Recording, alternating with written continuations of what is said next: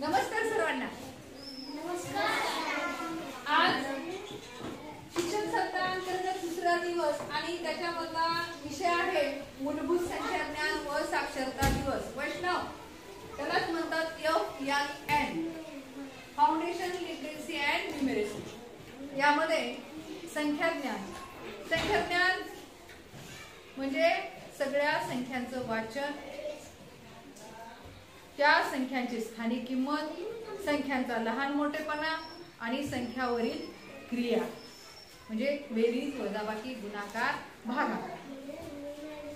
इतकंच नाही तर संख्यांचा चढता आणि उतरता क्रम. आलं लक्षात? तर आज आपण या उपक्रमांतर्गत संख्यांचं वाचन बघणार आहोत. तर बेटा वाचा, किती संख्या आहे? 6. दिसतंय का सर्वांना? हो. चले, किती झाली?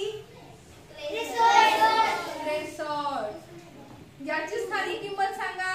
3. एकक आहे हे. स्थानिक किंमत 3. आणि याची स्थानिक किंमत 60. एकक, दशक याची स्थानिक किंमत 60. छान. चलिए आता याची स्थानिक किंमत नीट बघा, किती संख्या झाली? वाचा. 634.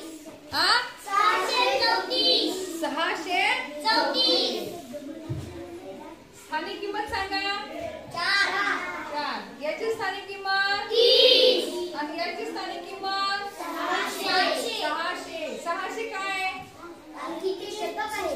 कारण हे शतक स्थानी आहे म्हणून याची किंमत 600. दशक स्थानी आहे म्हणून याची किंमत 300. एकक स्थानी आहे म्हणून याची किंमत 4 एकक. चलवा इकडे. हा, किती संख्या झाली? वाचा. 6347. या 7 ची स्थानिक किंमत 4 ची स्थानिक किंमत 40 का? कारण हे स्थान दशकाचं आहे आणि म्हणून याची स्थानिक किंमत 40. याची स्थानिक किंमत 300 का बरं? शतक ठिकाणी आहे. याची स्थानिक किंमत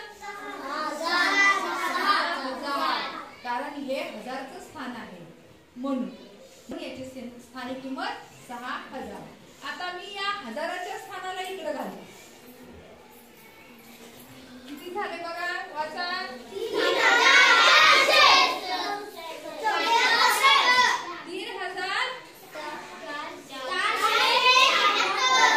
3400.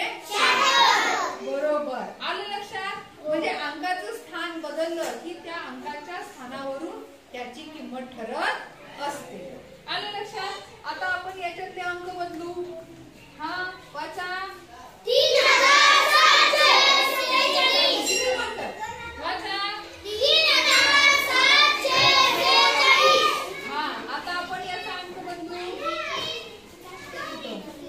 हा, वाचा.